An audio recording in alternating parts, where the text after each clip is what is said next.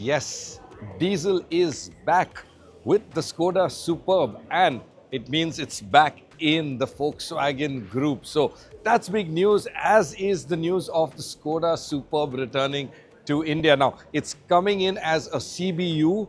We don't know pricing as yet. That's only going to happen sometime in Q1 next year, because Skoda are waiting for the FTA to figure out the exact pricing, because remember, this is a CBU, limited numbers again, but we know what we are getting. It is this very car, the LNK trim. So let's take a good look at all of the bits that customers can look forward to. So right here you can see you've got the LED matrix headlamps. They've got this cool Skoda crystal lighting written in there. I really love seeing that. Small little detail, but it's just nice to see. And then of course the rest of the bits are all familiar. So you've got that typical Skoda family grille with the indent here, carrying the new Skoda badge. And here, as you can see, is a camera. And then up there on the windshield is another camera. Yes, this car has the full ADAS suite. It is the imported unit, so all of the features that you have, well, you have them here. So let's take a walk around now on the car, see what else is new. Now, looking over here at the side, you've got these really cool multi-spoke alloys. I really like them. In fact, they look like ordinary multi-spokes, but they're ever so slightly bent in here. Gives it a nice look. I quite like them. In terms of the tire size, of course, they are 18 inches in terms of the rim. On the side, of course, yeah, the Lauren and Clement, or the LNK trim, which signifies in the Skoda hierarchy the highest grade or the highest variant that you can get. Now, at the side, of course, very familiar. This is the Superb that we've been familiar with, and you can see that lovely long length here. Gives it a really nice stately look, the sedan. And one of the high points of the Superb is, of course, the rear seat space, which I'm going to jump into, of course, later. But let's take a look around at the back. Now here, very, very clean. In fact, as you can see, it's just the Skoda lettering. You don't have the logo here. Skoda lettering on a plain sort of sheet metal. I really like how it looks. Very, very simple, very elegant. Then, of course, let's open the boot. This is a Superb, so remember, it is that lift back. So you have the glass as well going up, and there's a large boot here, and of course loads of spaces. So you've got small little cubby holes here. This is a rail that you can extend forward, so like a small cargo net for a few smaller items. Skoda really love this simply clever bit. And then underneath here you have a space saver spare, and of course tools to change the tire. And of course a few more of their simply clever bits, as Skoda likes to call them. You've got these sort of foldable bag hooks, and then there's this little lever here which flips the seat down should you want to increase your load space. Okay, so the hallmark of the Superb has always been the rear seat space, and as you can see here, it is tremendous. They've got loads of knee room, leg room. I can stretch out underneath there. Seats are nice and comfy. Good amount of headroom, well over 5-finger gap here to the top, and very comfy and ergonomic. And if you look here, for example, I've got this fold down armrest with this nice flip up tablet or phone holder, so you can keep that here. Cup holders here, climate control for the rear, so it's a 3-zone climate control.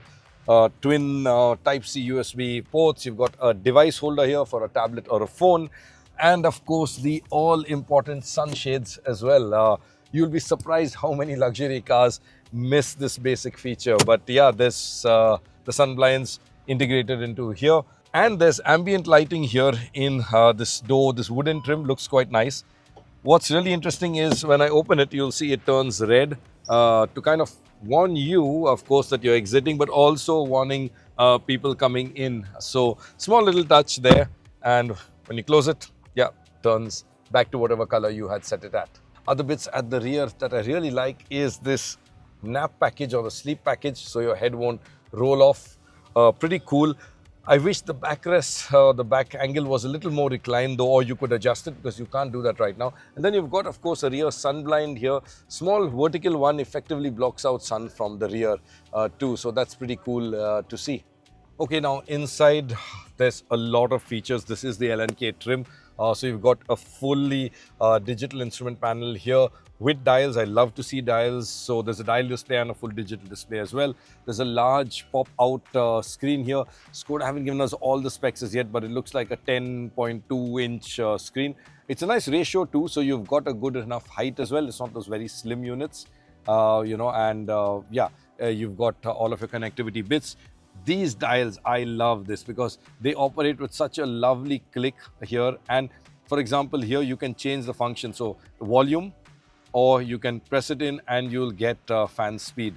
Same here, you can press it in to get seat heating, or you can press it to get temperature. So pretty handy to see, very nice. And yeah, you press it the third time and you'll get, of course, seat cooling, because the front seats, you've got ventilation as well as heating. The other bits around the car, yes, climate control, split zone. As I was saying, it's a 3-zone climate control. There's a lot of clever storage bits. So you've got a wireless phone charger here, cup holders, and then you've got this, the two-way or the central split opening for the center console box, which means you can leave one side closed and, have something access should you want. So that's pretty nice to see. There isn't, however, a sunroof. Now, again, in Europe, it's actually not such a big craze as it has become in India. So I'm not surprised to see it missing from this European spec car, which will come to India. So yeah, sunroof, a miss, I guess, for Indian consumers. But in terms of other equipment, it's got pretty much everything you'd want.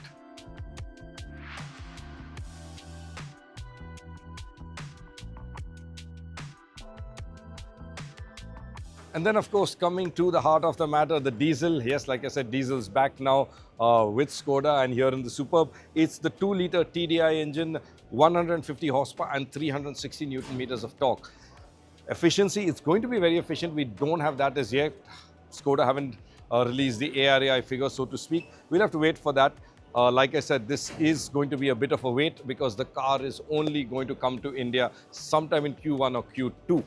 So you've got a fairly long wait if you're really excited about this one. So that then is the new Skoda Superb Diesel. Are you excited about it? Are you happy to see diesel back? Are you not happy to see diesel? What do you think the price should be? Let us know all in the comments.